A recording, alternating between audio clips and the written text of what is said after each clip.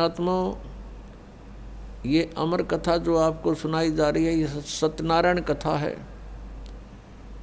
और हमने जो कथाएं सुन रखी हैं वो सत्यनारायण कथा नहीं थी। सत्यनारायण का अर्थ होता है सत्यनारायण। सत्य माने अविनाशी, जिसका नाश कभी ना हो, सच्चा भगवान, सच्चा साहिब। हम सत साहिब बोलते हैं उसको। और पहले उसको सत्यनारायण कहा करते थे। सत्यनारायण। नारायण का क्या अर्थ होता है कि जल के ऊपर विराजमान होने वाला परमात्मा। वो परमात्मा नारायण जो है ये कबीर देव है, कबीर साहब है, जो जल के ऊपर आके विराजमान होता है कमल के फूल पर। ये सत्यनारायण है, ये अविनाशी परमात्मा है। हम इसको सत साहब बोलते हैं, सत साहिब। जैसे साहब कहते हैं, साहब, ये फलाना साहब, ये मंत्री साहब, प्रधानमंत्री साहब। तो हम उसको बोलने में थोड़ा साहिब बोल देते हैं, बोलने में सुथरा सा लगे साहिब। नहीं तो ये सत साहब कहो, सत साहिब, सत साहब एक ही बात। तो सत्य साहिब यानी सत्यनारायण भगवान। सत्यनारायण, सत्य माने सच्चा, अविनाशी। तो हम जिनको सत्यनारायण मानकर उनकी कथा सुनते और सुनाते थे, वो सत्यनारायण नहीं थे, वे अविनाशी नहीं थे। जैसे विष्णु जी, श्री विष्णु जी, श्री ब्रह्मा जी, श्री शिव जी, ये नासवान थे। तो हमने अभी तक न तो सत्यनारायण का ज्ञान था और न ही सतलोक का। गीता जी अध्याय नंबर 18 के श्लोक नंबर 62 में कहा कि अर्जुन तू सर्वभाव से उस परमेश्वर की शरण में जा, उसकी कृपा से ही तू परम शांति को और सनातन परम धाम को प्राप्त होगा। उसी परमेश्वर की कृपा से सनातन परम धाम और परम शांति। जब तक जन्म मृत्यु है जीव को शांति नहीं हो सकती, क्योंकि इस पृथ्वी पर आप किसी भी जीव को देख लो, किसी को भी चैन नहीं है। हम राजा लोगों को ये समझते थे ये बड़े सुखी हैं, इन जैसा दुखी धरती पर इंसान नहीं। ये सत्कर मान लें। अब इनके बस की बात नहीं, ये राज ना करें क्योंकि इनके भाग में लिख रखा है, इसकी इनकी किस्मत है, पिछले पुण्य है। उन पुण्यों के प्रतिफल में उनको ये समस्या मिली हुई है। देखो, एक छोटे से परिवार का एक मुखिया होता है जिसमें 5-7 सदस्य होते हैं। उनकी व्यवस्था में वो कितना दुखी रहता है। किसी कोई बीमार हो गया, किसी के कपड़े लेने हैं, किसी की फीस भरनी है, फिर विवाह के योग्य हो गए, विवाह ना हुआ तो चिंता होगी, तो फिर आगे मनमाने और समस्या, पुत्र ना हुए उनका तो समस्या। तो कहने का भाव ये है, वो एक ही छोटे से परिवार के पोषण में रात को भी सपने में भी दुखी रहता है। और राजा तो एक बहुत बड़े क्षेत्र का मुखिया बन जाता है, पिता बन जाता है। राजा प्रजा का पिता होता है और उसको कितनी चिंता रहती है, कहीं फ्लड आ गया है तो राजा को धक्कदेसी होगी कि दुर्घटना होगी तो उसी को समस्या होती है। कहीं कुछ बनाना है, कहीं कोई अशांति फैल गई है, कोई MLA खिसकन की सोच रहा है तो नींद आवे नहीं। तो यहाँ कहते हैं परमात्मा कि यहाँ शांति नहीं किसी प्राणी को। राजा लोग, निर्धन तो सोचता है धनवान सुखी, धनवान सोचते हैं कि राजा सुखी। राजा सोचता है कि भाई स्वर्ग में बताओ सुख तो वहाँ होगा। ये सत्कर मान लेना आप। इन राजा लोगों को सुख नाम की चीज नहीं है, सपने में भी नहीं सुख इनको। और फिर ये सोचते हैं स्वर्ग में सुख है। जिन बकवादों को हम सुख मानते हैं वो सुख नहीं है। परमात्मा कहते हैं झूठे सुख को सुख कहे ये मान रहा मनमोद, ये सकल जबीना काल का कुछ मुख में कुछ गोद। बेटा जाया खुशी हुई बहुत बजाए थाल, ये तो आना जाना लगा हुआ है जो कीड़ी का नाल।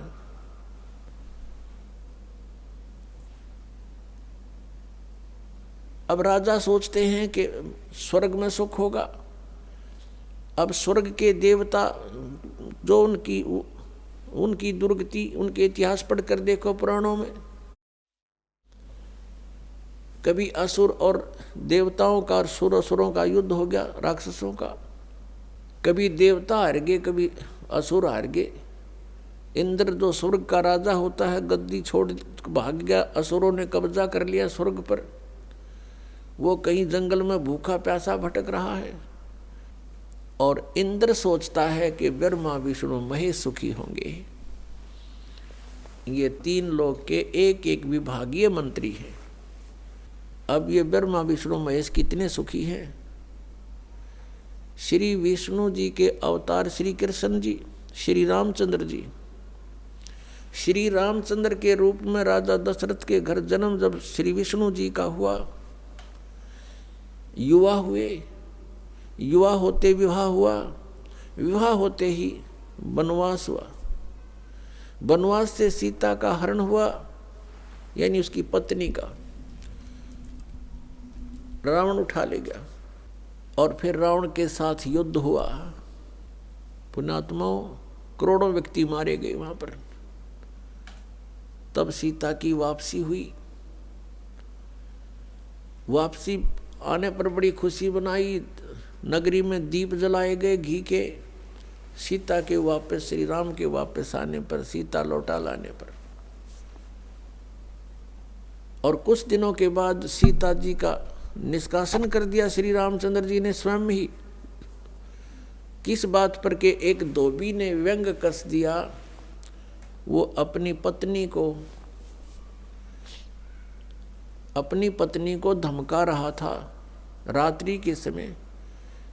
वो किसी उस आपस में कहा सुनी होने से उस धोबी की पत्नी घर से बाहर चली गई थी कहीं अपने रिश्तेदारी में।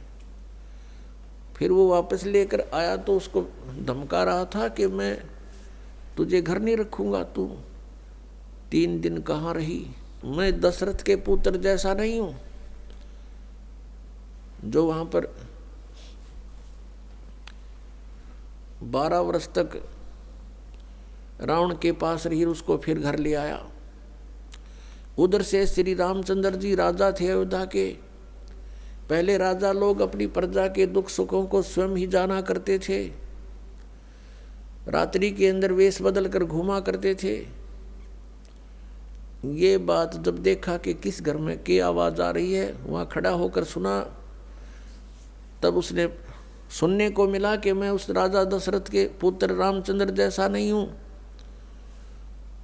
जो रावण के पास उसकी पत्नी रही और उसको घर में रखे हुए है।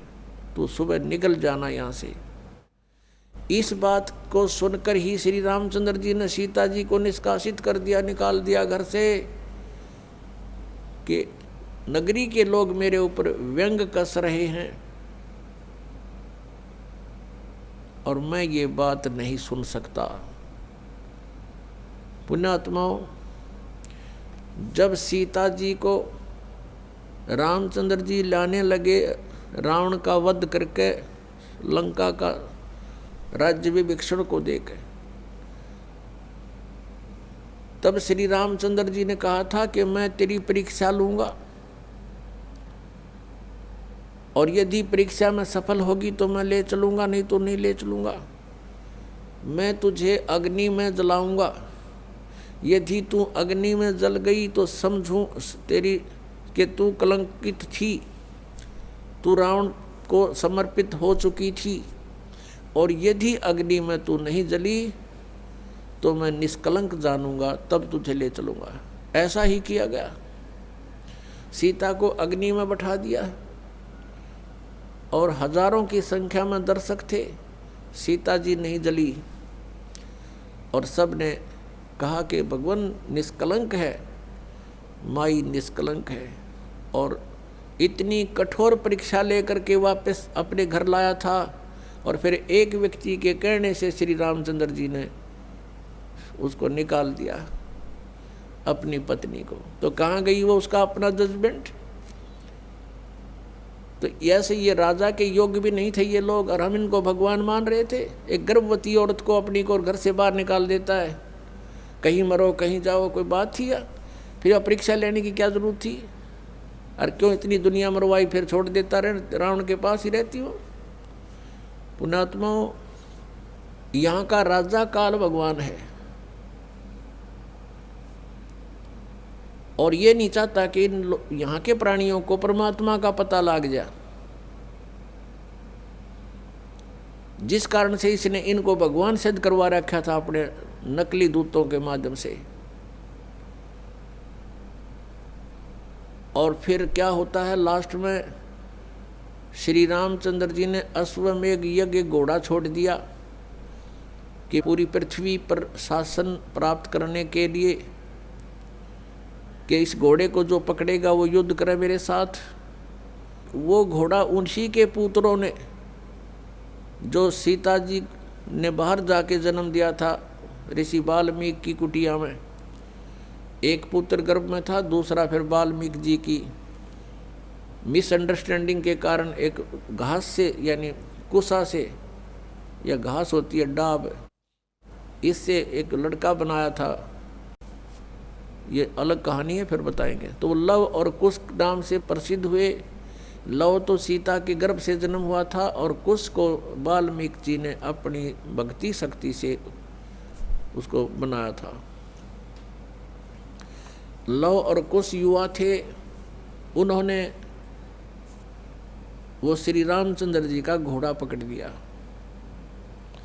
फिर उनका पिता पुत्रों का युद्ध हुआ, तो दोनों ने छक्के छुड़ा दिए राम के, और सीता जी फिर भी उनके हाथ नहीं आई, और वो पृथ्वी के अंदर समा गई।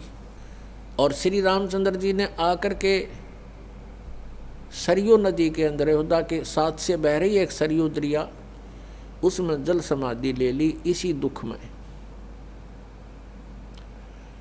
अब श्री कृष्ण जी का इतिहास देख लो। श्री विष्णु जी अवतार श्री कृष्ण जी, श्री राम वाली, श्री रामचंद्र जी के जीवन वाला भोग भोग के वो प्राणी श्री कृष्ण रूप में फिर जन्म हुआ।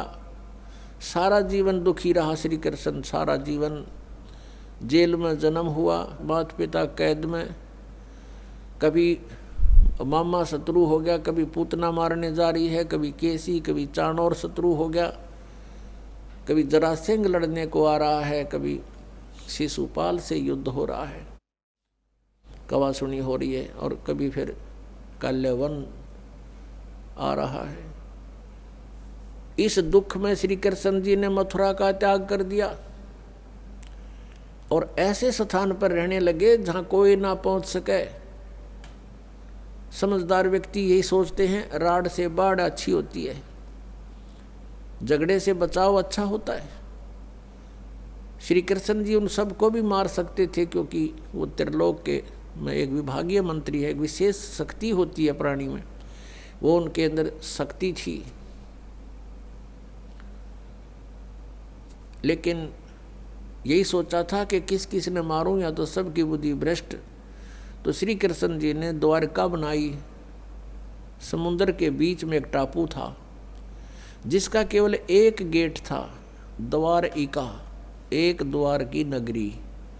और ये सोच करके वहाँ यदि इतनी दूर, पहले तो कोई आवेगा नहीं, ऐसे स्थान पर जा रहे हम, और वहाँ कोई आवेगा युद्ध करने, तो हम एक ही तरफ से उसका सामना कर सकते हैं, इसलिए एक गेट था उसका, और बाकी 3 समुद्र था 3 तरफ। तो वहाँ श्री कृष्ण जी चले गए, अपना अधिकतर सारा ही जीवन वहाँ व्यतीत किया। यहाँ तो ज़्यादा से ज़्यादा 18 साल के 20 वर्ष के तक यहाँ रहे थे द्वारका में, और बाकी फिर लगभग 200 वर्ष तक जिए थे श्री कृष्ण जी, और बाकी का समय द्वारका में व्यतीत किया था उन्होंने। तो अब ये जो लोग अनजान संत ऋषि, ये गुरु नकली, हमें भ्रमित करते हैं कि द्वारका का उस गोवर्धन की परिक्रमा करनी चाहिए और वृंदावन अवश्य जाना चाहिए, मथुरा में अवश्य जाना चाहिए, वहाँ हमारे भगवान ने लीला की है, उनके चरण कमल टिके हैं, वहाँ घूमा करते थे, स्नान किया करते थे। अरे श्री कृष्ण जी यहाँ 20 वर्ष रहे थे इस मथुरा में, बाकी 180 साल तो वहाँ रहे हैं द्वारका में, और वहाँ का नामो निशान मिट गया उस द्वारका को। इसलिए वहाँ खत्म की द्वारका, समुद्र में डूब गई श्री कृष्ण जी की मृत्यु के बाद, और यादों का विनाश हो गया था, आपस में लड़के मर गए थे, और जो बाकी शेष औरतें बची थी उनको अर्जुन ले आया था, सब खाली हो गई थी द्वारका। उसके बाद वो समुद्र ने डबो दी थी, अंदर चली गई। कारण यही था कि भगवान ने सोचा कि यहाँ आएंगे फिर ये धक्के खान द्वारका में इतनी दूर, इसलिए उसका नामो निशान मिटवा दिया था। अगर आज द्वारका होती तो ये नकली कहते द्वारका में भगवान रहे थे, वहाँ जाया करो, वहाँ बहुत पुण्य होता है। उस द्वारका में तो सत्यानाश होया था, सारे यादव कटका मर गए थे वहाँ पर। आज भी जाते हैं वहाँ बहुत से श्रद्धालु। तो कहने का भाव ये है कि जब तक आत्मज्ञान बिना नर भटके, इस तत्व ज्ञान बिना नर भटके, कदे मथुरा कदे काशी। फिर श्री कृष्ण जी का फिर कैसे अंत हुआ? श्री कृष्ण जी के सामने पूरा यादव कुल आपस में लड़का मर गया, पोते पड़पोते रिश्तेदार सब आपस में कट कर मर गए। और वो सारा सांग देख कर, वो सारा अनर्थ देख कर जब श्री कृष्ण जी की मृत्यु हुई, एक परिवार के सामने एक आधे की मृत्यु हो जाती है, उसका कलेजा फट जाता है, रो रो के पागल हो जाता है इंसान। तो पुण्यात्माओं, आज तक हमें सत्यनारायण कथा नहीं मिली थी, और ये सत्य कथा है। सत्यनारायण का अर्थ है सच्चा भगवान, और सच्चे भगवान की सच्ची कहानी, सच्ची कथाएं। तो प्रसंग चल रहा है कि परमात्मा ने बताया कि तुम जब तक जन्म और मृत्यु के अंदर हो, सुख नहीं हो सकता, शांति नहीं हो सकती। अब इंद्र सोचता है ब्रह्मा विष्णु महेश सुखी होंगे। अब इन ब्रह्मा विष्णु महेश की आप देख रहे हो, श्री राम की, श्री विष्णु जी की, श्री कृष्ण जी की कैसे दुर्गति हुई। श्री कृष्ण यानी ब्रह्मा विष्णु महेश सोचते हैं कि परमात्मा कोई और है, हम सुखी नहीं हैं।